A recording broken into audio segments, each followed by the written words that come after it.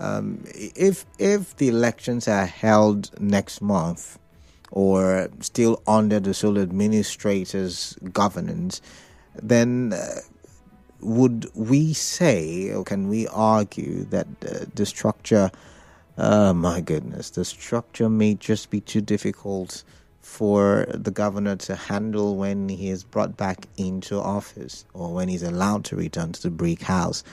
This is some of the thoughts in my head. I'm not going to go further. I'm just going to get your thoughts and what you think about it. The news broke yesterday that they were sworn into office and they will begin operations maybe tomorrow because today's a public holiday, maybe next week, and they need time to acclimatize with the office that they have been given. Remember, the chairman is reported to not be a Rivers indigene or from any Rivers extraction. So when you look at it from that angle, they may need time to acclimatize. But when they eventually do, what will be the advantage of having such a board? Remember, for 2 years, almost 2 years, there were fights. I mean, we saw buildings destroyed, we saw dynamite flying, and local government was one of the major contention here in the state. Could this solve that problem? Could this remove that tension, that violent proclivity or violent proclivity? Could this solve all of that? Could this bring a transparent election where the electoral body is indeed neutral? You know, the characteristics of neutrality is felt. Could this be that? Could this be that election? Could this be that election that will be described as free, fair, credible? You know, we love to use these 3 words whenever it's electionary time. But could these really be the qualities that best describe the elections that will hold if this board takes action? I want to get your thoughts. Do you have concerns? Do you think this is all a political move? Tell me all about it. The phone lines are open. 0817-923-0002, 0817-923-0003, 0817-923-0007.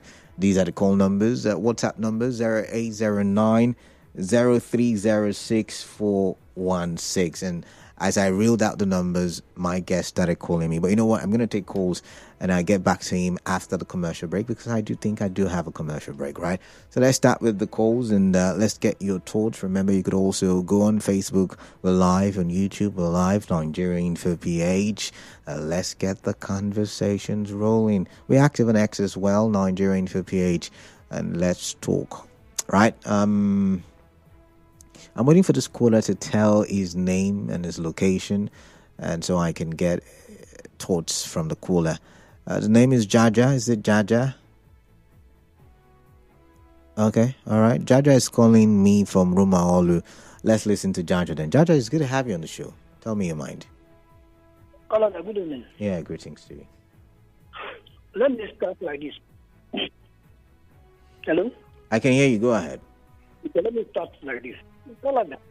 Are we governed by Nigerian constitution at all? How do you mean? I'm not a lawyer, so I wonder if that question, but how do you mean? Let's hear you. Nigerians are governed by the constitution, and River State is part of Nigeria. What is happening in River State? However, I am trying to wrap up my head to understand if River State is part of Ghana or Cote d'Ivoire or Cameroon, or we are part of Canada. Supreme Court said, let me tell you, Supreme Court said only elected council chairman will take care of different local governments. Here we are, Aba scheme appointed somebody, minded our various local governments. I think that is not enough. But Jaja, let's not, because we don't have enough time. We've got a commercial coming up. Jaja, you also know that this is a state of emergency, so that law may not outrightly apply, right? So I'm not a lawyer once again. That's understood. Canada, again, INEC said we have some house members that died.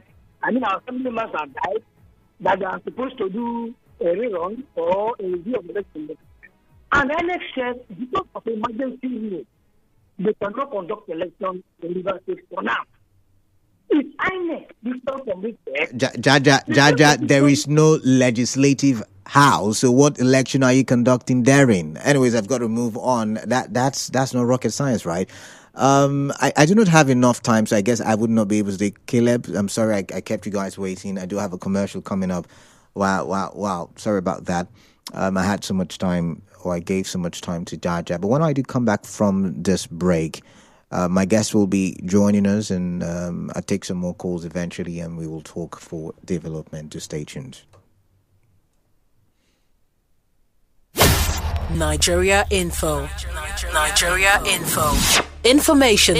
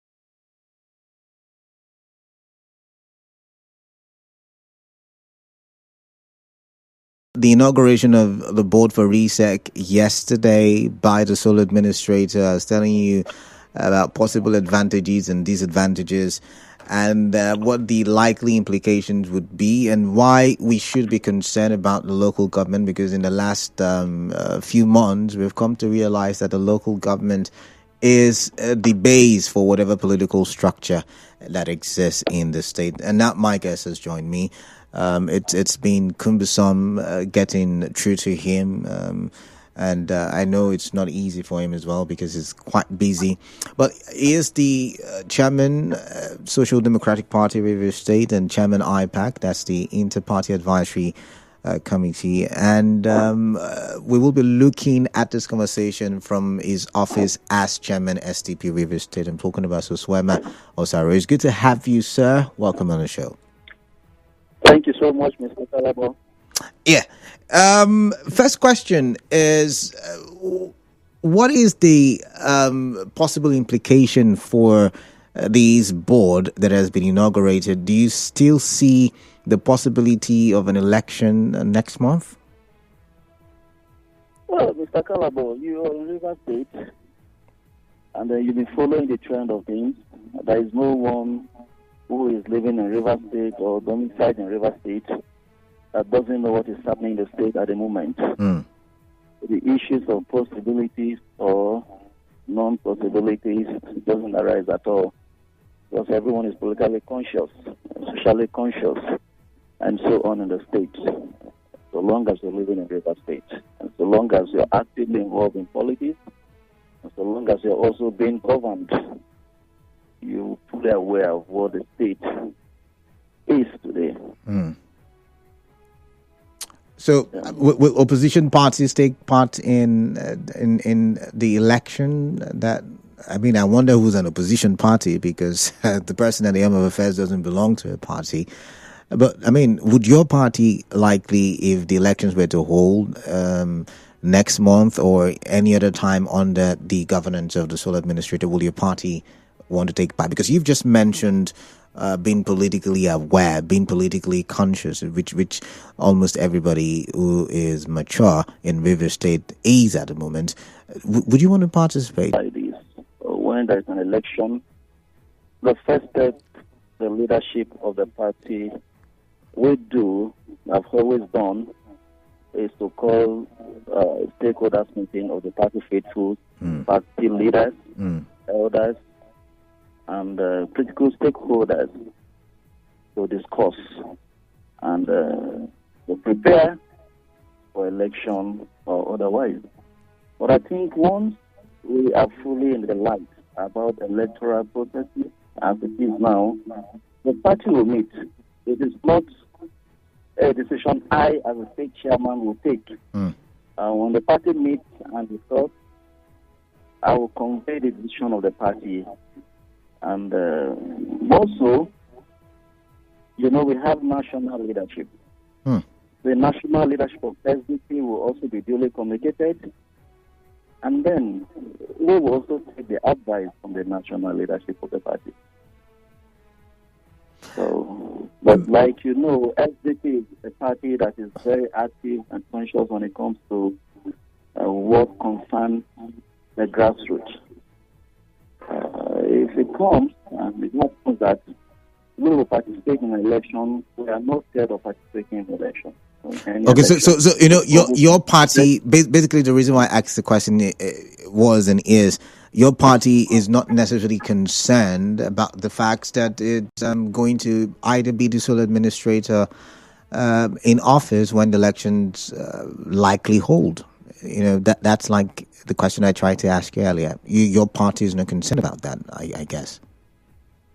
Well, if you say my party is not concerned, we are a political party, and whatever has to do with the interest of the party, we should be concerned. I'm not saying they are not concerned. But what I'm saying is, at the make of time, the party will take a decision on any steps to be taken. So you asked earlier on whether the party will participate in an election. Yeah. In the present foregoing, with the emergency rule, probably with the sole administrator in charge. Well, you're also aware that the sole administrator was appointed, and you also know that as a party, we have spoken earlier before now concerning the state of emergency in Rivers State. So, when the time comes, we are not aware yet of any electoral processes or guidelines. We are aware prior to this moment when the electoral guidelines that stipulated election for 9th August was rolled out. Well, since the emergency rule came, I am not aware yet. The political parties are not aware yet that there will be an election under this emergency rule. We only heard that newly inaugurated boards are in place, but as I speak to you, we've not been communicated as per whether there will be election within the time frame that was set by the suspended governor's administration, or whether there will be a new timetable, a new time frame for election. For this as it may, I think everyone will have to be patient. Let us not put the cart before the horse. Let's be patient and wait to hear or to see what will unfold since the new RSIEC has been inaugurated. Do you have any concerns about the new board inaugurated? Do you have any concerns, any fears, or are you okay? Do you trust this board to bring about a free, fair, credible election? Well, you are asking whether there will be credible election or whether I have any fears. I remember I had. Sorry. An emergency situation in Rivers State. Okay. Yes. So, like I said, we don't know yet.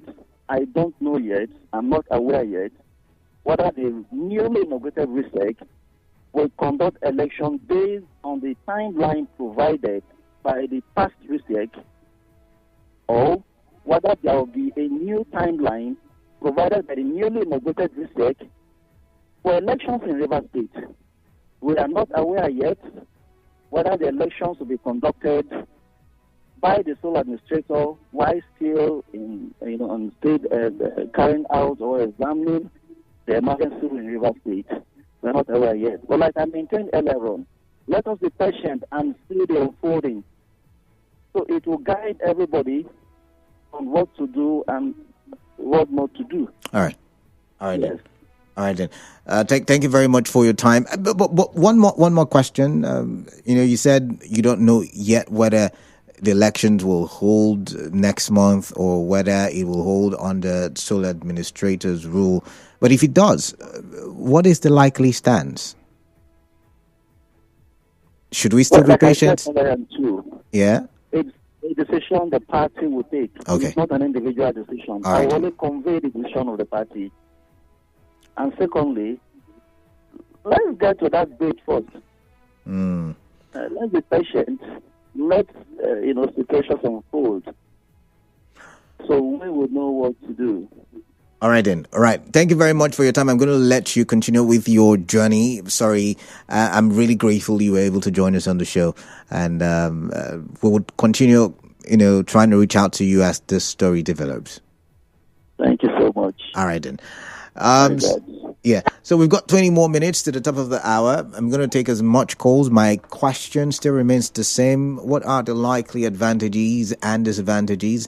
And like he said, I think he echoed what I said earlier. We do not know what is or what would be. We do not know if it's next month. We do not know if it's in 3 months' time, if it's under the administration of the sole administrator, Ete Ibas. We do not know that. But what we do know is that there is a board, and this board, as inaugurated, will likely be the board to hold the election. I don't think they want to do an interim. I don't think it was an interim board. I think it was a board, to hold the elections at the local government level. And it's worthy of a conversation, because we need to, as a people, if we say we want to be very much involved in the political fabrics in Rivers State, then we need to be involved in local government elections. Anyways, I'm gonna go to Yenegua, where Lawson is calling in from. Lawson, welcome. What is on your mind? I would love to hear from you. Canada, I don't know why people are saying, from the look of things, it's like the elections will be conducted under the sole administrator. Okay. Don't forget the National Assembly is making law for Rivers State. Okay. And this so-called chairman was approved by the National Assembly. It was clear. And don't forget, the governor, also before the state of emergency, has already announced that there will be election in August. Mm. So you're saying that, yes. You're saying that because he announced it, the sole administrator may just go with it. Is that what you're implying? He may just go with it. He may go, don't forget even the budget. 85% of that budget that the sole administrator sent to the National Assembly was that of what the suspended governor did. He just added only 15% of his own. So already the date has been given, preparation had already started. So they will just conduct it, and then. The parties, Lawson, the parties may not be ready because the state of emergency may have just paused preparations. But I mean, they've not done primaries, I guess. They have not done every other thing that they're supposed to do. The RSIEC board just came on board. So I guess there's not enough timeline for August the 9th. Yes, so I agree with you. There's not enough time. But let us, now that the board has been inaugurated, I am sure they will come up with some information concerning this election. They will declare on all of these things, maybe within the week or by next week. I'm sure they will make statements. Then it will be clearer. But I don't know, sir, but let's see. Except if they want to take, you have to take that 3 months, 90 days notice. If you want to give that, then it will not be conducted under the sole administrator, except it is extended. And from the look of this emergency will not be extended. So it may still be the suspended governor coming to conduct it. But I don't think he's going to. But you see that Lawson, one more, so I can move on. That will be interesting if the suspended governor comes into the fray and inherits RSIEC board as inaugurated by sole administration. What is he going to use them, or is he also going to dissolve that board, bring back his board, and give another 90 days? As interesting as that sounds, I wonder what your answer is. No, he will not remove them. He will use them because they've already agreed. And if he did decide not to use them, the State House of Assembly is here. They have agreed to all of this, and they will make this difficult for him. And that will start all over again. All right. Lawson, when it comes up with the new name, he will send it to the State House of Assembly. Yeah, true. Do you think they will approve that for him? No. Interesting. So it will be another round of problem again. Interesting. Honestly. All right, interesting angle to look at it from. But let's not listen to Chima, who is calling from Rumukuta. Chima, welcome. Good afternoon. Yeah. Good afternoon, Chima. What is on your mind? I am of my own opinion that the new inaugurated board should expedite the reason why they have been inaugurated. Now the issue is that now the chairman of the opposition party, which is Mr. Osaro, that just left your studio, or maybe you spoke to him over the radio. Already, most opposition party has lost confidence in him. Because before now, he has said it before in an open air that they will not participate in any election that the administration is going to conduct. So I wonder why he's dragging his feet to give you a direct answer. Because Chima, are we talking about my guest, or are we talking about the matter on ground? Which is it? Because I'm lost.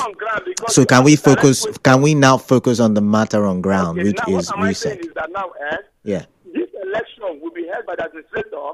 And me, Chima, I am of the opinion that before the governor should be returned back to office, that this administration should conduct the election. Because I'll tell you why. The governor has the power to dissolve this board and inaugurate new board. And even if he sends the name to the assembly, and the assembly refuses to screen them, the governor has the power too to veto the assembly's power. No. not for screen, not for screening, not for screening. Yes, Not for Chima, not for screening. For making of laws, yes, but not for screening. There is no vet.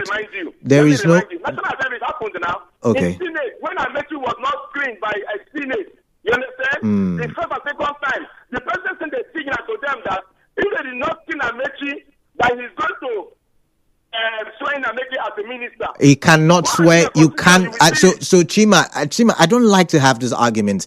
I am saying, according to the law, if you fail screening, you cannot be a minister. You cannot be appointed. It's simple as that. If they did not screen them, it's not about failing. If they refuse to screen, if they refuse, of course they have the right to refuse. That's why RFI is not a minister. Oh, goodness me. Chima, there were several times when the governor sent names to the assembly and they were not screened. They were in acting capacity. Ibrahim Magu is an example. Acting capacity. You cannot be if you were not screened. It's simple. You can't overrule. Thank you. Moving on. I've got Luke Man from HA. Welcome on the show. Let's get talking, please. My brother Kalada. Yeah. I greet you especially. I greet you as well. Yes. Talking about transparency, Kalada. Are you expecting transparency in this local government election? I mean, I'm entitled to it. Are you not? Okay. Then let me tell you that there is nothing like transparency, because looking at the way and manner this solar administration was imposed to Rivers people, targeted on favoring one man that lost the structure of Rivers State. And he went to Mr. President, knelt down and begged him to restore his structure back. That is exactly what we are seeing. And the small thank God that Solsuema, being the APAC chairman, I've told you that no information whatsoever that is being given to them. And if I don't. I mean, but the board just came on board yesterday. I keep saying board on board, but the board just came on board yesterday. So I'm wondering what information you want them to pass in the space of within 24 hours. Since he came yesterday, let's watch. But I'm telling you that there is nothing like transparency in this election that they're about to conduct. How can a sole administrator in a democratic system of government that will say we are practicing? The sole administrator will now conduct a local government election for us spended. So now the governor will come back now and begin. Look, man. If you look at it from a constitutional perspective, it's not the governor that conducts the election. It's not the sole administrator that conducts. It's RSIEC, and now we have a RSIEC board. Can we trust RSIEC to go ahead and conduct the elections? Even though it's not the governor that conducts the election, it's not the sole administrator. Under which control? But yet again, we are made to believe that they are. I mean, it just occurred to me that they are independent. Look, man. Thank you. I've got to move on now. I've got Susie from Malakaya. Susie, welcome. What is on your mind? I'd like to hear. Yeah, I don't want to take much of your time. You can. Well, let's hear your thoughts. We have traveled through all these routes on argument, beating about the bush, accusing and alleging and all of that. My simple answer to this whole conjecturing is, yes, law, yes, politics. And as I speak to you, I want to assume that what we are going to have is actually some element of law and then politics over the law. Okay, so can you Susie, can you point me to the elements of law that we would have in because you said we'll have some in some elements of law that we have here, some amount. If you look at section 305, really from 1 they are down. You discover that the administrator actually did not just come by imposition. That is where I mentioned that. And then the subsection also stipulates that where there is threat in I didn't want to go through this route so that I don't take much of your time, but that the president will take extraordinary measures. And then to define the extraordinary measures, the actions of the Mr. President and even within the rank of the sole administrator will be acting. Susie will not imagine. I want to have this argument with you because you keep bringing it up. when you say take extraordinary measures, is it extraordinary measures to restore democracy or extraordinary measures to rule in an undemocratic way? Because if you are conducting, I'm going somewhere. Okay. If the Constitution says elections are the only way with which we can have a president, governor, legislators, local government chairman, and all, and then we have in a state a sole administrator for good reasons in your argument, for good reasons, right? Your argument is for good reasons, right? And we have a sole administrator who has come in and is not trying to bring about a democratic process. Does that not in itself conflict our democratic norms? And that's a question, because you keep hinting or harping on extraordinary measures. Now, you have asked this question. Let me also ask you. By virtue of the sole administration, you do not have anything that has to do with democracy any longer. Would that answer your question to some extent? So if we do not, you see, you've brought it round in a complete full circle. So if we do not have anything to do, or we have in small amounts things to do with democracy, then that means we should not be conducting elections at the local government level. Using sole administration to restore a democratic elected government. So you wouldn't expect him to be using democratical tenets to that extent. So Susie, sole administration to initiate to bring forth. Okay. Actually, the democratic essence. Because I'm in the mood to argue. Let's go back to 1998. Abdul Salami. Was he the one who conducted the election, or he brought about, civilians, to form some kind of system which brought about a democratic, state?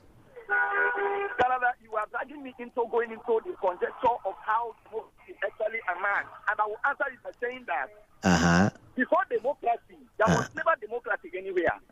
It was communism. It was actually imperialism. Oh, you just answered the simple question I asked you. Was it the military who did it, or? To that extent, I want to tell you that. Yeah. Whether it was Abdul Salam that conducted that election, for standing on the premise of administration to initiate, to even bring in the issue of democracy, which the whole world is clamoring, even US and other states are clamoring. So as we speak, China is not practicing the pure democracy. But we're not talking about China. Anyway, Susie, thank you very much. I don't want to go in circles. Emi Fiaga on WhatsApp says, greetings, Canada. I'm just laughing at the hypocrisy of men in this part of the country. They don't want the president to appoint or handle issues of INEC, but they want their own governor to preside over the activities of RSIEC. Emergency rule does not completely suspend the Constitution. It only introduces extraordinary measures to tackle certain crises. Emi Fiaga with that one. Okay, I'm wondering if local government elections are part of those, extraordinary measures, right? This is just one of the people. Greetings. My annoyance is there is no transparent, free, fair, and credible election in Nigeria. No winner can beat his chest and say the election that brought him to power is free and fair. And it's written by Tangled Ability at Twig. But I've got a commercial break. When I come back, I'll read some more messages and we'll wrap things up. Stay with us. Nigeria Info. We'll be back. Brand new from Airtel.